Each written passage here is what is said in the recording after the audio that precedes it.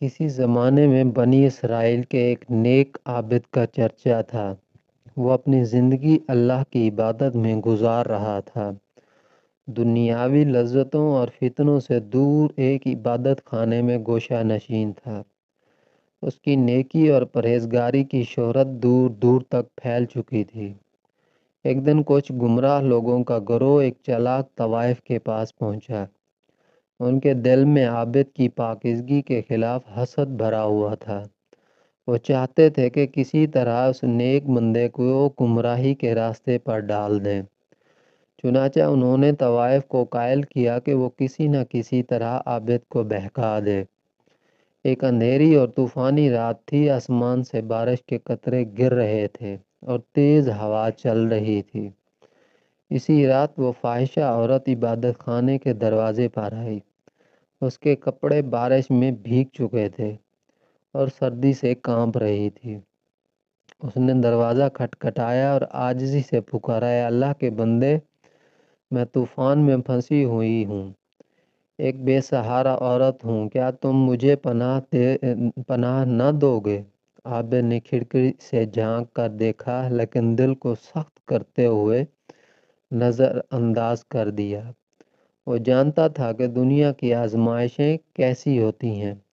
وہ لوٹ کر اپنی نماز میں مشغول ہو گیا، مگر عورت کی فریاد رکنے کا نام نہ لیتی تھی۔ وہ بار بار گڑ گڑاتی رہی، یہ رات بہت اندھیری ہے، بارش رکنے کا نام نہیں لے رہی، اگر تم نے پناہ نہ دی تو میں مر جاؤں گی۔ عابد کا دل پگھلنے لگا۔ آخر وہ ایک رحم دل اور خدا ترس انسان تھا۔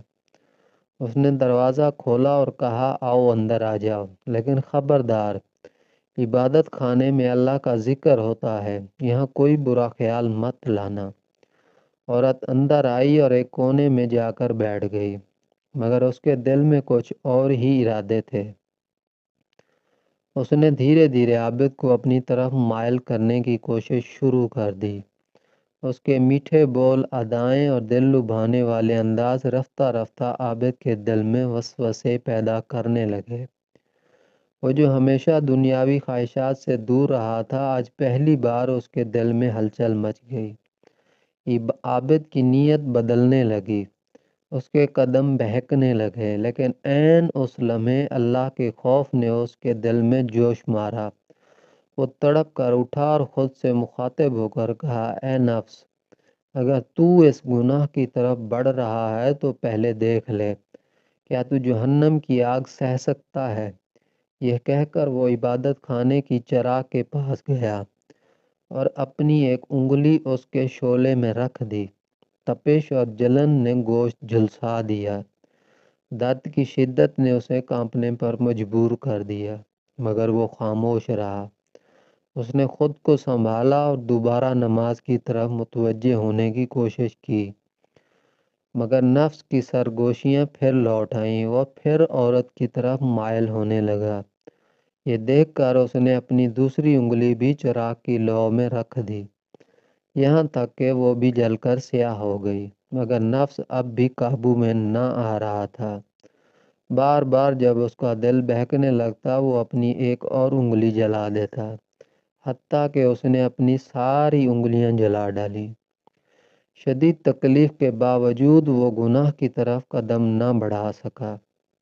یہ منظر دیکھ کر وہ عورت لرز گئی، اس کے بدن میں خوف کی ایک لہر دوڑ گئی۔ اس نے سوچا، اگر یہ عابد اتنے بڑے عذاب کو سہنے کے لیے تیار ہے تو جہنم کی آگ کیسی ہوگی؟ اچانک ایک چیخ اس کے لبوں سے نکلی اور وہ وہیں بے ہوش ہو کر گر پڑی۔ جب عابد اس کے قریب آیا تو دیکھا وہ مر چکی تھی۔ یہ وہ رات تھی جب ایک عابد نے اپنے نفس کو قابو میں رکھا اور ایک گناہگار نے اللہ کے خوف سے اپنی جان دے دی۔